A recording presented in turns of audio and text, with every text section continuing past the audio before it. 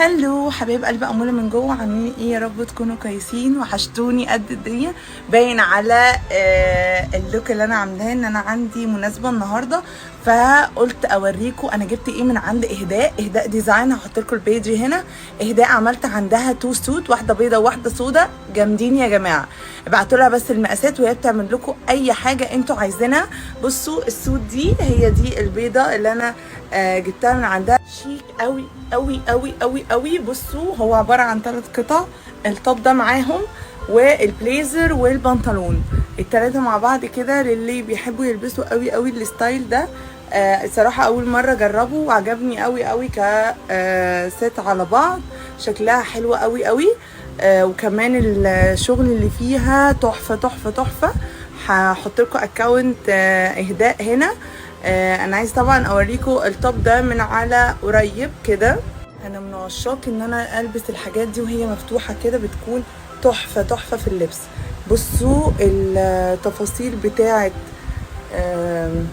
السوت دي من عند اهداء. طبعا اللي انتوا عاوزينه تقدروا تقولوا لها عليه وتعمله لكم يعني. هلبس بقى السودا النهارده في المناسبه، وهتصور لكم بيها صور حلوه قوي قوي قوي. ده برضو حلوه جدا جدا في اللبس زي ما انتم شايفين. الصراحه الاتنين تحفه. وستايل البنطلون كده حلوه قوي قوي على هيلز، الناس بتحب قوي قوي قوي اللبس ده. بصوا بقى اللون الاسود من الست دي خطير يا جماعه، خطير خطير خطير.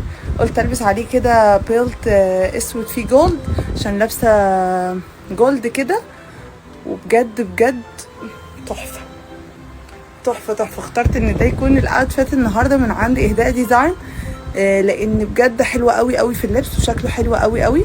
طبعا لو مش عايزه تلبسي البيلت ده حريه شخصيه عندك، ممكن ما تلبسوش وتلبسيها من غير بيلت، بتكون بالشكل ده سيمبل خالص خالص. وتشكلي بقى في الاكسسوارز وفي الشوز في الباك كده، بيكون برضو شكلها حلو قوي قوي قوي. شايفين التفاصيل بتاعتها؟ شايفين تفاصيل الايد؟ التوب ده بلاك خالص كده زي ما انتم شايفين. هحط لكم بيجي اهداء ديزاين هنا، عشان لو عايزين تعملوا اي حاجه عندها، اي سوت اي حاجه هتلاقوها عندها، تعملها لكم بطريقه حلوه يعني زي ما انتم شايفين كده.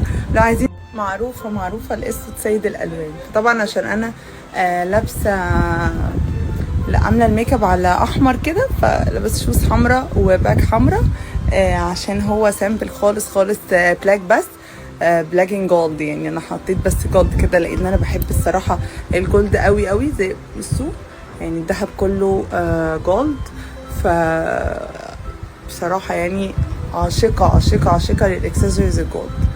فحط لكم بيجي اهداء هنا، واسعار عندها حلوه. كمان التركيه اللي في البنطلون دي، بصوا التركيه دي خطيره خطيره خطيره. فحط لكم بيجي اهداء هنا، وهتصور لكم صور كتير حلوه النهارده، وهنزلها لكم اوريها لكم في الصور عامله ازاي. تحفه.